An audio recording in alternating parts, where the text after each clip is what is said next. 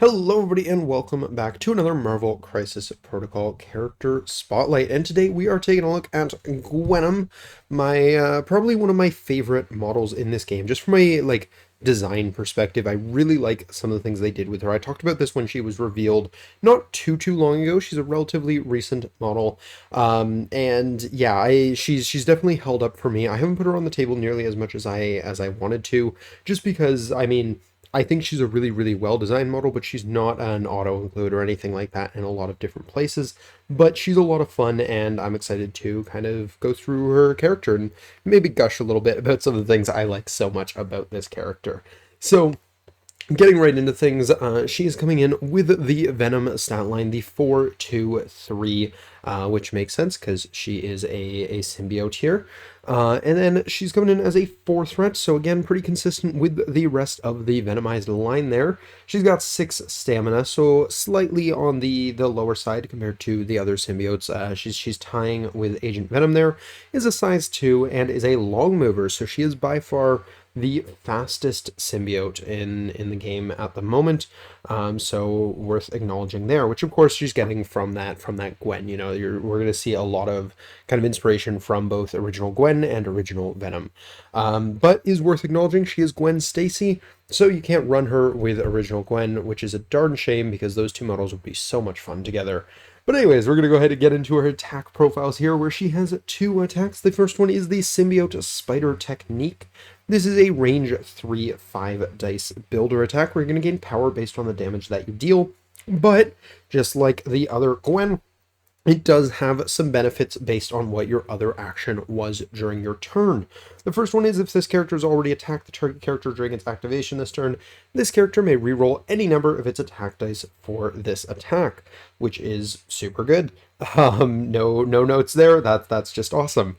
The other one is if you have advanced or been placed, very importantly, that second one, during your activation this turn, after the attack is resolved, you may advance long. So yeah, that's also really good. Very important to note that both of these do specify during its activation this turn. So if you are getting attacks during someone else's turn for whatever reason, unfortunately, you're not going to be able to benefit from either of these. That is a synergy I thought she was going to have when she was first revealed. I thought about maybe something with like Sam, where you get to move her and then punch someone and then back away. We'll get into how she does that in a moment. But unfortunately, that is very specifically has to be her activation. So it makes sense. That's a good balancing limitation there, but is something to keep in mind when playing Gwenom here. The other attack here is Maximum Gwenom. This is a range 3/7 dice 3 cost physical attack, and it says after this attack is resolved, you're going to remove 1 damage from yourself for each damage dealt. Very similar to Venom Spender here, but it does add this Wild Hit Rampage, kind of taking something from Agent Venom's card here, which is after this attack is resolved, deal 1 damage to each other enemy character within range 3 of this character. So great way to kind of splash out some extra damage, finish off some characters on low health, that sort of thing, while also still having a relatively hard-hitting attack that's also healing you, so that's always great to see there. So yeah, really solid spender and relatively cheap as well, so you get to use it fairly often. Going into superpowers here, the first one is Dark Rage. This is a 3 cost that just says choose an interactive terrain feature or an enemy character of size 3 or less within range 2 and throw it medium. This super can only be used once per turn. So this is pretty much straight off of Venom's card, and yeah, this is great. You pick up someone or something and you throw it medium. Medium throws are always good, that's extra distance. Size 3 gives you a decent amount of versatility with this. You're not quite throwing around Hulks or anything like that, but you're still getting the majority of the characters in the game. So yeah, this is a really good throw here. No notes on that. Next ability she has is pick on someone your own size, and this is where I really kind of fall in love with the design space for this character, because she's taking a bit of a combination of that kind of protector role that original Gwen has, where she's saving all of her friends, and that crackback role that Venom has, where when you attack Venom, he gets to hit you back. We've covered both those characters in this Spotlight series before, and you guys already know I'm a big fan of both characters, so I absolutely love the way they chose to incorporate that here. This is a 2 cost reactive that says after an attack targeting another allied character is resolved, this character may use this superpower. If the attacker is within range 3 of this character may make an attack against it. This super can only be used once per turn. So this is really, really nice to have. I mean, obviously you got to watch those range bands. You want to make sure you're within 3 of the attacker. But if you are, you can use either of your attacks. So, maybe Gwenom's relatively low on health. You can heal up off of this. You can get that rampage trigger and just randomly take out some models that weren't even involved in the attack. And then, of course, you do have access to your builder here too. If you don't have the power for the spender, or you just want to conserve some power and just throw out, a few extra attacks here and there, still really, really good. Yeah, this is just a really, really powerful superpower. It's going to make your opponent think, and it's great as a combination with models that can like bodyguard attacks and sacrifice and things like that, where even if Gwen's the target, you can pass that attack off to somebody else, and then like we said, like I was saying, use that spender to then heal up. So maybe they had Gwen low, and now you've sacrificed it onto another target, and not only is that target ideally a bulkier model that can take the hit, but now Gwenom's going to hit back, Gwenom's going to heal, and now this has just become terrible for them. Everything has gone your way in this scenario. Obviously, dice are a thing, and who knows, but in an ideal world, it works really, really well. So yeah, super, super cool power. Love to see stuff like that. Next, she has the Spider Sense power, which I find just a little ironic, seeing as Gwen doesn't actually have the Spider Sense power. So it is kind of funny that that's kind of where you'd be assuming that comes from is Gwen. But Gwen doesn't actually have that, and that's just because if Gwen had that, Gwen would be even more disgusting than she already is. But yeah, Spider Sense is great here. When defending against a physical or energy attack, or making a dodge roll, very importantly, it may reroll up to 2 of its defense or dodge dice. So it makes that 2 energy not feel quite as bad. 2 energy with the ability to reroll 2 dice is actually pretty solid. Your average is about the same, if not higher, than on a 3 dice defense, so that's not too bad. And then it makes your physical defense actually quite good. So yeah, really, really, really solid there. And then of course you also have the wall crawler ability, as all web warriors do.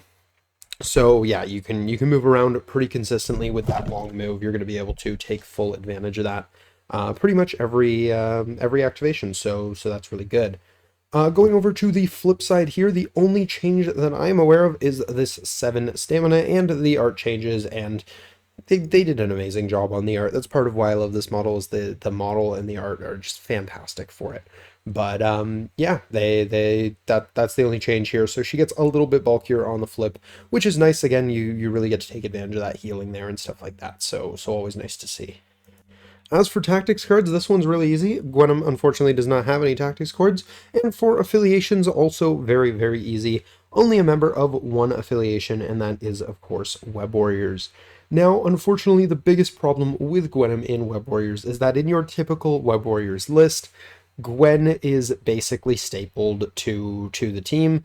It's very, very rare that Gwen doesn't hit the table in a Web Warriors game, but I do like that Gwenom kind of opens up the door for a more attrition-focused, aggressive Web Warriors team, and I do think she allows them to kind of pivot to that game plan in a really interesting way, but unfortunately she doesn't often make the cut just because original Gwen is just so good. But that's not anything bad against Gwenom. It's just that she happens to share a name with a character who's incredibly powerful for their game plan as well. With that said, playing her in Web Warriors, she does get a fair bit of benefits from the affiliation. For starters, you have the Miles leadership is just pretty solid for her. Being able to modify and reroll skull results is quite good for Gwenom, who does have defensive rerolls of her own, so she is stacking that on with the leadership and getting that extra defensive reroll, of course, which is really, really nice. Again, especially making that 2 energy defense feel a lot better than it normally would be. But then you also have some other interesting things, like that ability of if you're attacking a character twice, you get a full reroll on that second attack. So being able to have those full rerolls and include skulls is really, really good. And one thing I didn't mention going over the card is that it doesn't actually care whether it was this attack or the other attack. So you could always open up with a spender and then go into a builder with full rerolls to finish a character off and build some of your power back. And that's just a really, really good kind of sequencing to be able to maximize effectiveness and do a lot of really good things with that. So that's worth acknowledging there as well. But yeah, the leadership works great for Gwenom, so I think there's a really nice little bit of synergy there. In addition to that, I think Gwenom kind of plays really well with a lot of these other models. I mean, having that kind of crackback ability for all these web warriors that are already relatively annoying to take down, and you know, a lot of them like Black Cat and Miles and Spider Woman are great at stealing objectives, so they make themselves targets. So being able to kind of punish your opponent for that is great. And if you can do that on something like an all webbed up turn, suddenly those crackbacks are hitting for 7 dice, or even on her own turn, that's now 7 dice with full rerolls, and that is going to hit like an absolute truck. Add in maximum Gwenom to that, where you're going to be able to heal off of now 9 dice attacks, and you can get a lot of value out of that really, really quickly. So lots of good things for her in Web Warriors. It's just whether or not you can fit her in with regular Gwen, you know, almost being an auto include there as it is. Going into other affiliations, I think Gwenom's got a couple things she's really looking for. I mean, the one thing is going to be power. Gwenom is relatively power hungry. If you're getting some good builders out there, you're really able to take advantage of those rerolls on the you know, second attack and things like that. She can do all right for that, but I definitely think that's one of those things where if you can give her a little bit of a boost to that power game, she's definitely appreciative of that. So that's one of the main things that I'm looking for with her. The other thing I'm looking for is dice mods. She has an okay amount with the rerolls on the second attack and then the defensive rerolls there, but it's always a good idea when you can stack those on, especially if you can give them to her first attack and maybe her crackback attacks and things like that. So places that are going to give her rerolls, even if it's just like the one per turn, like Shield or Wakanda, either of those would work relatively well for her. Personally, I mean, obviously she'd be really, really good with Guardians, but who isn't? That is one of the places where I'd be tempted to try her, though. And I think her and Agent Venom could have a lot of fun just kind of running around, being really obnoxious together. That could be a really neat place. So I think in terms of the more reroll focused things, those are places that I really like. But one of the more interesting ones, in my opinion, that's not focused on either of the things I just mentioned, is Midnight Suns. And the reason why I like her in Midnight Suns is that bump in the night not superpower, but leadership ability there, where you get to place yourself within one of your current position. Now, for those who are not aware, original Gwen is also really, really good in Midnight Suns for the same reason of being her thing that gives her that long advance on her attack if she's already advanced or been placed does trigger off of this because it does specify or been placed, which is usually a little bit of a, oh, why would that even be on there? Because she doesn't have any way of placing herself. But it gives her a really interesting synergy with models like Blade, where she can use that bump in the night. Now she can punch someone again, or punch someone in long move and punch someone again if she really wants. But she can end up basically benefiting from both halves of that builder attack, where she can double tap someone and still get the long move afterwards. And that second attack has the full rerolls on it. So you can really take advantage of some of those sorts of tricks with the Midnight Suns leadership. Honorable mention in this case also goes to the X-Men Storm's leadership, where you get to do similar things there, where you can use the X-Men hop to be able to trigger that bin placed this activation thing as well. So you get a little bit of mileage out of that too. Other leaderships where you can kind of play around with some of her powers specifically include Sam in Avengers, where when one of your allies is dazed or KO'd, you get to have an allied character advance small. This works really well for her because you get to kind of choose how you want to stack it. So you can advance small with this and then make her crackback attack. So if they were careful, they avoided that range 3 of you when they decided to punch someone else. Now she can walk forward and punch them anyways.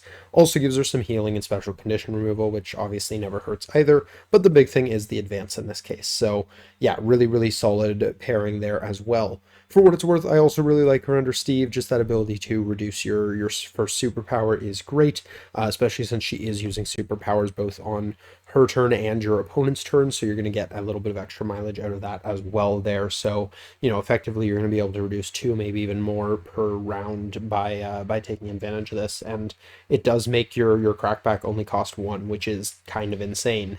In addition to that, another reason why I really like her in Avengers is that with Steve, he is a bodyguard, so he's already able to do that kind of shenanigans we talked about where he can take the hit, and then because he took the hit, she can crack back, and everything just works out great. So If you can't tell, I mean, as a big Steve player and really like bodyguard focused player, she plays right into that game plan very, very nicely.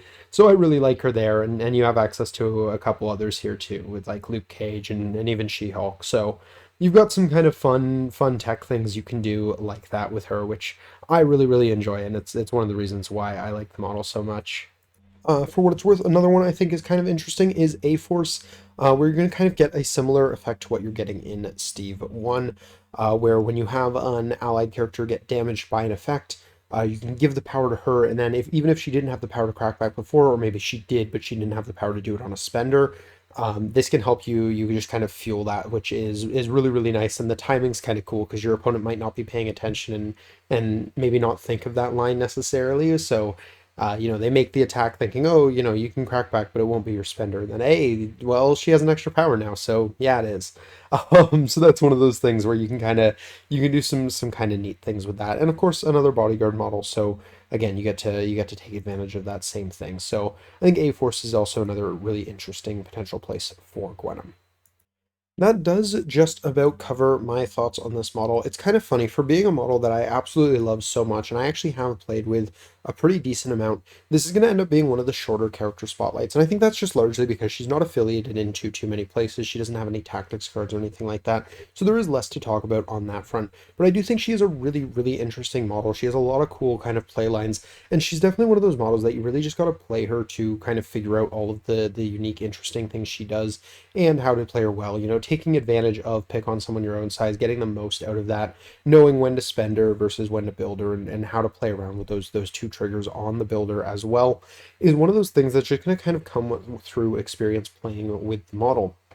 The other thing, and again, one of the reasons why I like her so much, is that despite having all these cool things that she can do, at no point do I think she's like overpowered. She can go everywhere. She's not one of those models. She's definitely one of those models where you want to bring her when you kind of have a plan with what you're going to do with her. She's not a model you just slap in and say, yeah, she's good, so I'm just going to slap her everywhere. She's no Beta Ray Bill or anything like that. So yeah, she's a great model. She plays a lot of different games really well. She can play the objective game great with that character throw and the mobility. She can rotate points on things like D maps fairly effectively. So you can take advantage of stuff like that. But really, she's just a very kind of solid, well-rounded model. She can do a lot of things pretty well. And I think if you're really able to leverage some of her superpowers, she can definitely be the star of a team, but she's not going to be the star of every team. So you wanna keep that in mind when building lists and trying to squeeze Gwenom in and see where she'll be the most effective. But yeah, she's definitely one of my favorite characters in the game. If you guys couldn't tell, I definitely kind of gushed over how much I like her kit in this character spotlight more than I do in other ones. So I hope you guys didn't mind that too much.